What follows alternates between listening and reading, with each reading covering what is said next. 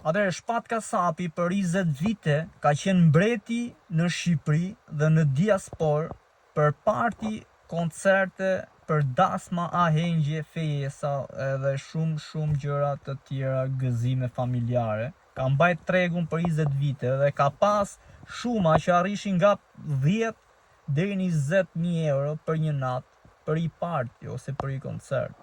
Dhe çfarë ndodhi? Ndodhi që shumë artistë të rinj, trap, driller, muzik popullorsh, pop dhe shumë tjerë, e kishin shumë problem me hyrë në treg, sepse ishte Shpati, baroni i muzikës, që zaptonte, të më thonë, gjithë tregun. Nëse Shpati kishte një parti të premten, ti duhet priste deri dielën që të bëje në i parti ose ti shiftum me në i lokal aty të vogël të zonës.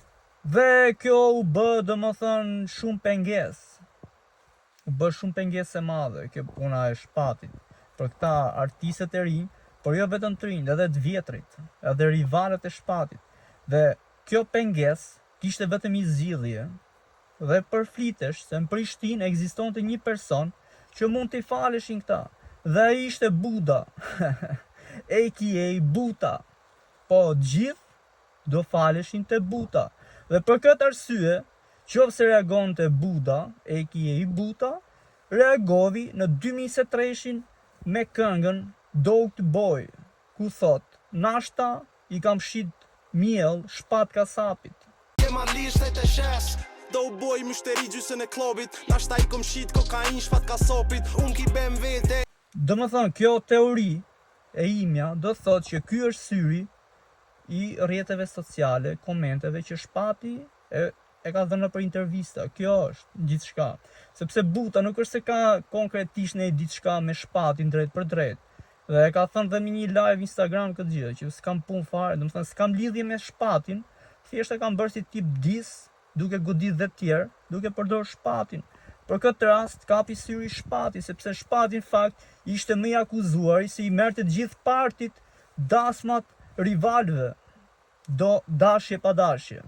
Po, sepse dita më e lumtur, domethënë dasma, ku ikin këta këngëtar dasmash, mbushesh me para, të mbulojnë me para. Dhe për këtë arsye, flitet e përflitet.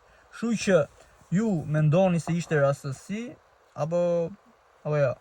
Të njëjtën gjë ka parashiku Buta edhe për Ferën, ku i thot që do bëhesh hoxh, edhe i doli llafi. Sa më bëlsil, u plagës kom, u bot djali mirë, u këty kafeja, u bo musliman, çdo ditë po folet din në Ramazan, a mu ma shumë. Prandaj unë e cilësoj si King Von i Shqipërisë këtë Butën.